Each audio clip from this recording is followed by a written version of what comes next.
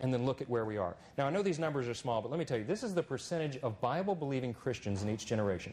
The World War II generation, if you had gone to Main Street of any city in America and you just pulled Americans at random, you just said, let me get 10 people, okay? I'm going to ask them if they believe in the Bible, okay?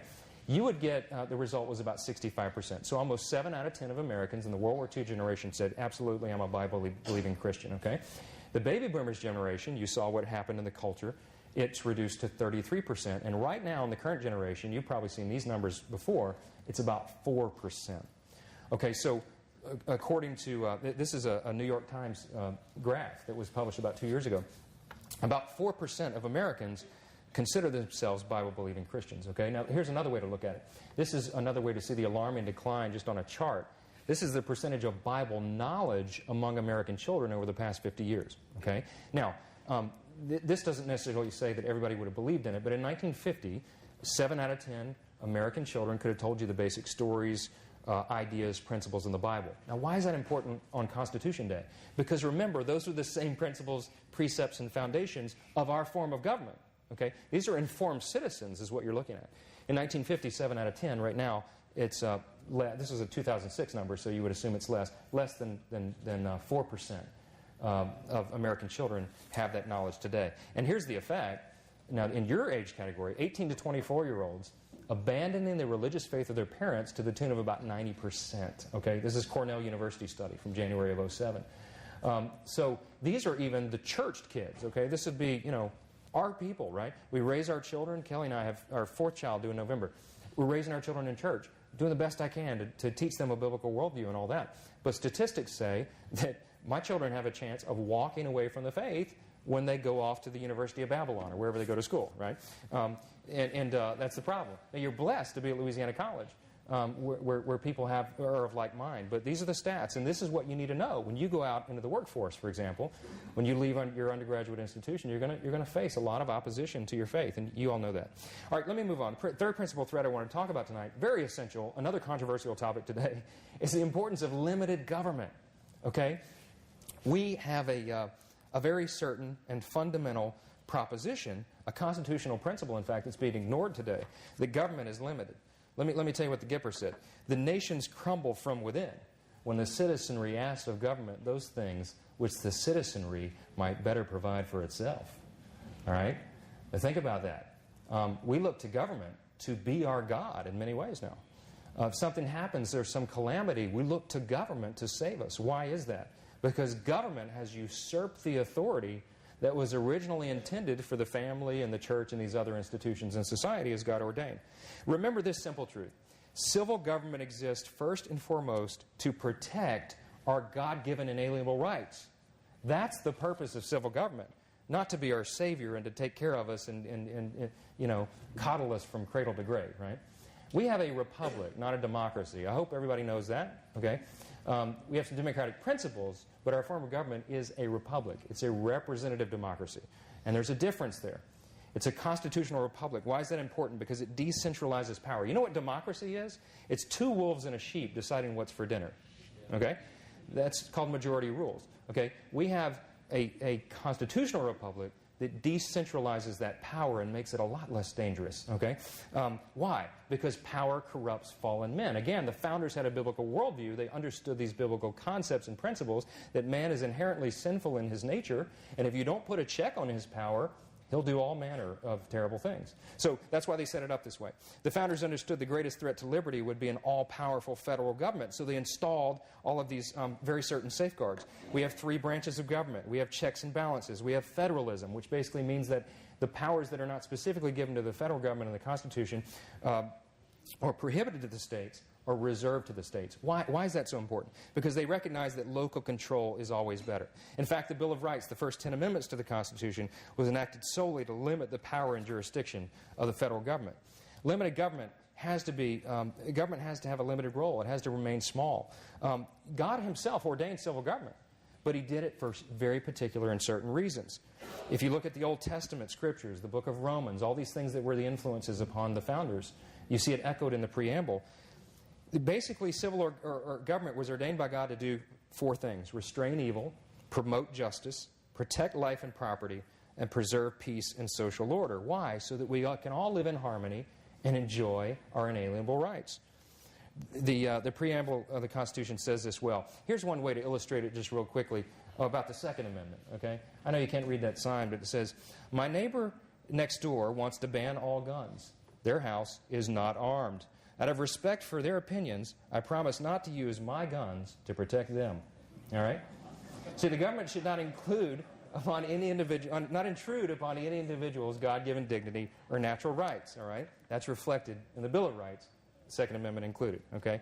See, I could talk all night about the Second Amendment, but that's all I was going to do is one slide. All right?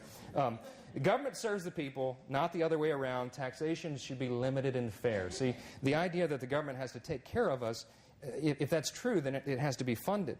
And the Bible says Christians are, we're instructed to render unto Caesar. But I want you to know it's noteworthy that even a 10% tax on personal income is described as tyranny in the Bible.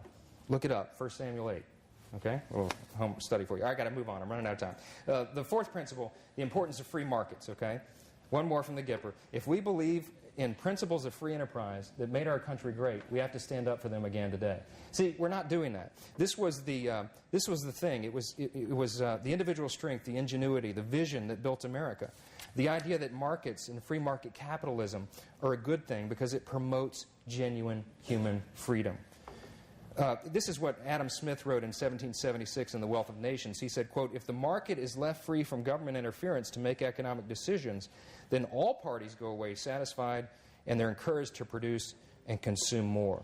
The Christian work ethic is an American ideal. We get these principles from the Bible. If I had time, I'd give you all the scriptures. But just know that your work has inherent dignity. Idleness is supposed to be avoided. And every individual should exercise personal responsibility. Those are biblical Christian notions, and that's where the founders got their ideas. The fifth principle, and I'm almost done.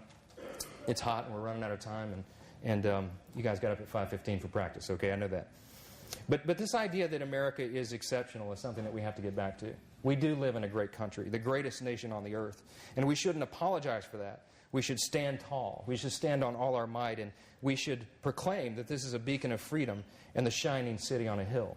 That's a quote from Scripture. It's also a famous quote from Ronald Reagan, where he said in his election eve speech in 1980 that we should always do that. Let us resolve tonight, and this is something that you and I should resolve tonight, that as young Americans we will always find there a city of hope in a country that is free, because we are that shining city on a hill. De Tocqueville said about America, "America is great because she is good, and if she ever ceases to be good, she will cease to be great." Now, another scripture that we know well is Psalm 11:3, and it asks the rhetorical question, if the foundations be destroyed, what will the righteous do? The foundations today are being attacked. Now, you and I have to be diligent about it, or one day we're going to lose this liberty that we treasure so much. One of the things that we're doing, as you know, is starting this law school.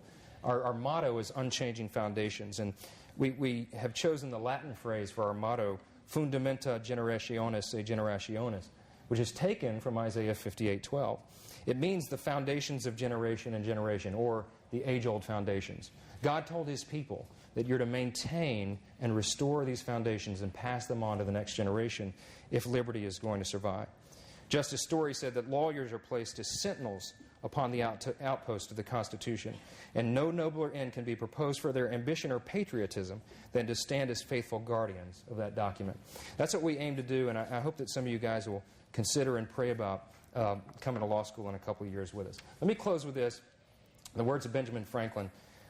He was at the Constitutional Convention on the date of June 28th of 1787. They had a squabble that day. The small states were bickering with the larger states. They were arguing about how each state would be represented in the new form of government when they're coming up with this Constitution. And the argument got so bitter that some of the delegates actually got up and left the Constitution. Well, Benjamin Franklin was the senior member of the convention. He was 81 years of age at the time, and he commanded the respect of everybody that was present. And he stood up, and we know this because it's recorded in James Madison's detailed records, and he spoke at this very moment of crisis, and he said this, and you've probably heard some of this before. He said, "In this situation of this assembly, groping as it were in the dark to find political truth, and scarce able to distinguish it when presented to us, how has it happened, sir, that we have not hitherto once thought of humbly applying to the Father of lights to illuminate our understanding? I've lived, sir, a long time, and the longer I live, the more convincing proofs I see of this truth, that God governs in the affairs of men. And if a sparrow cannot fall to the ground without his notice, is it probable that an empire can rise without his aid? And he went on to articulate why it was so important that they return to God. And so they began with an opening prayer that morning. And it's interesting to note that prayers have opened both houses of Congress ever since. Now, that very concept, as Dr. Robinson mentioned a moment ago, even the idea of opening a public meeting with a prayer is under assault.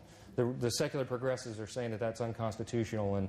And in fact, at that hearing where he quoted when I said something in a hearing in North Carolina, an appellate court, several months back, the opposing counsel, the attorney for the ACLU, stood at the microphone and said in open court, it's in the transcript, she said that having prayers in Jesus' name is the exact kind of evil that the Establishment Clause was written to protect against.